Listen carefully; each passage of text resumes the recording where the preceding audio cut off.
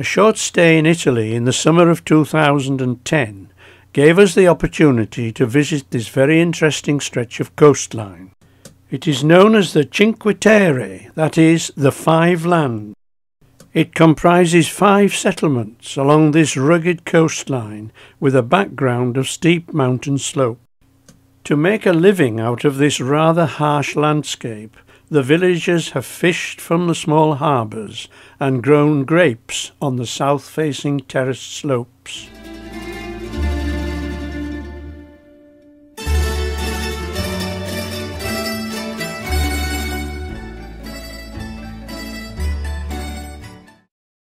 One of the ways to visit this coast is to use the boat service from Porto Venere.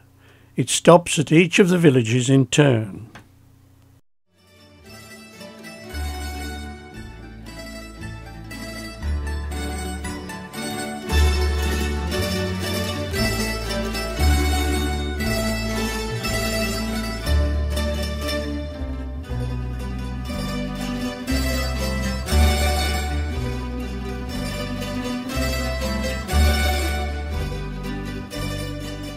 Our first stop was Rio Maggiore, the oldest and largest of the 5 villages.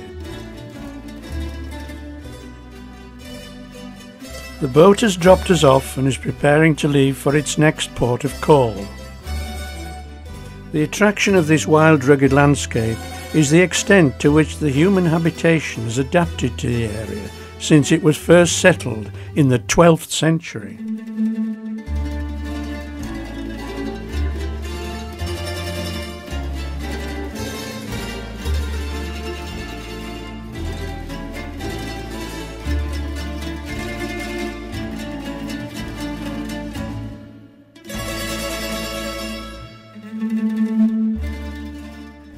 Space is clearly at a premium, and buildings of several stories are linked by narrow passages, alleyways and stairways.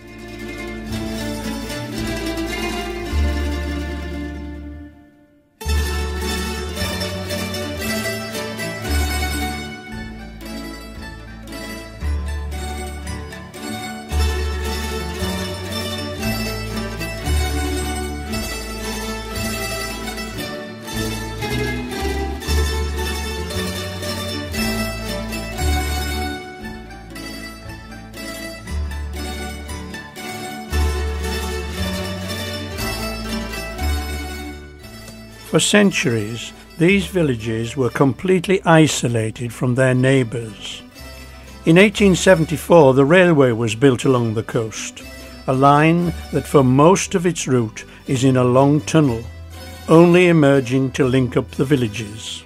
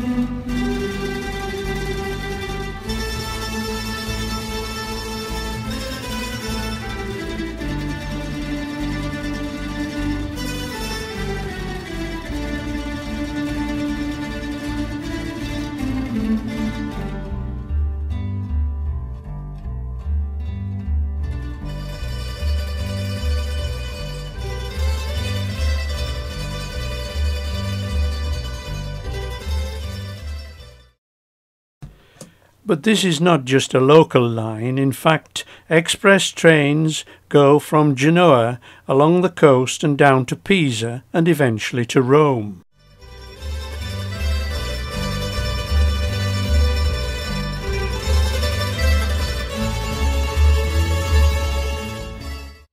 The high-level road came only recently, and together with the railways, it's a great asset in enabling the economic development of the area and in particular the tourist industry.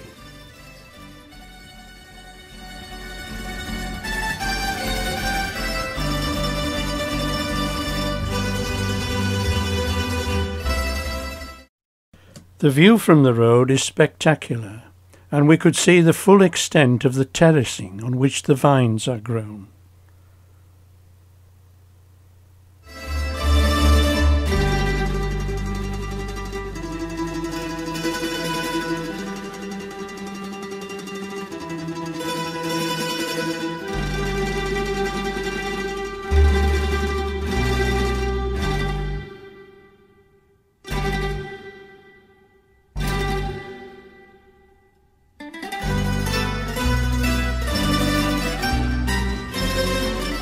For many years, steep hill walking and the use of donkeys was the only way to farm on the terraces.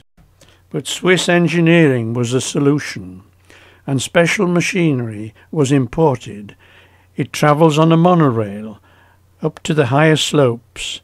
It's capable of carrying people and certainly of carrying the grapes back down to the villages to be dealt with.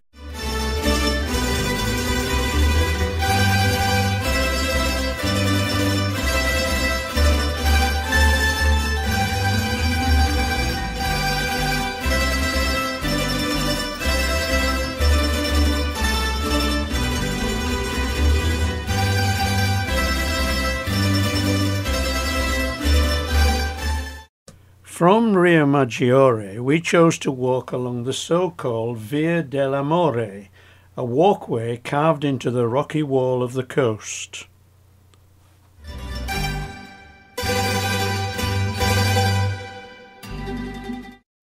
Sunbathers, ending up with burnt skins and probably sore bottoms from the hard rock surfaces on which they were lying.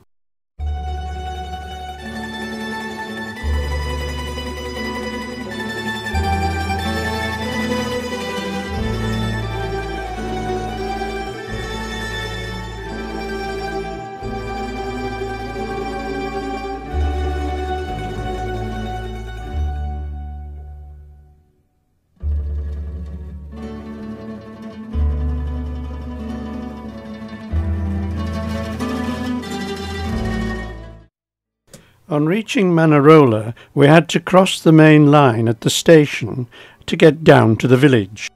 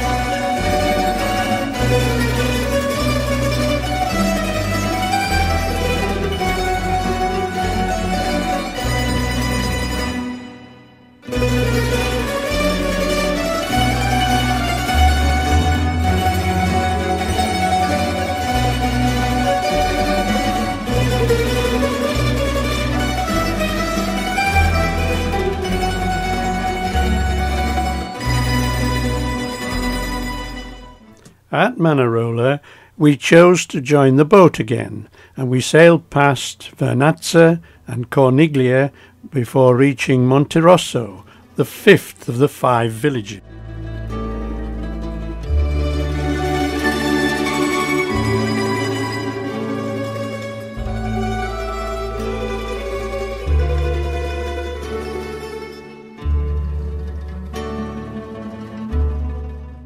Here we found a typically Italian beach scene, packed with people and with lines of parasols in the background.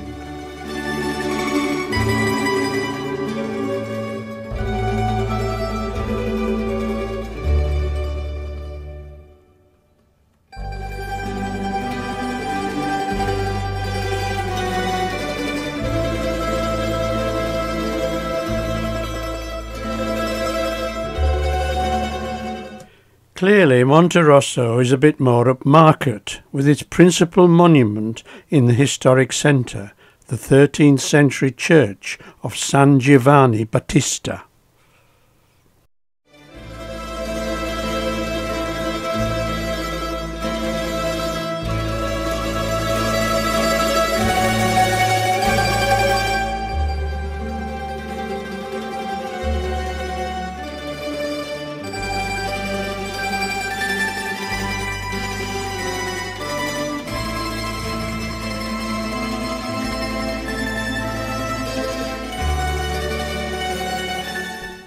We then joined the boat and made our way directly back to Porto Venere.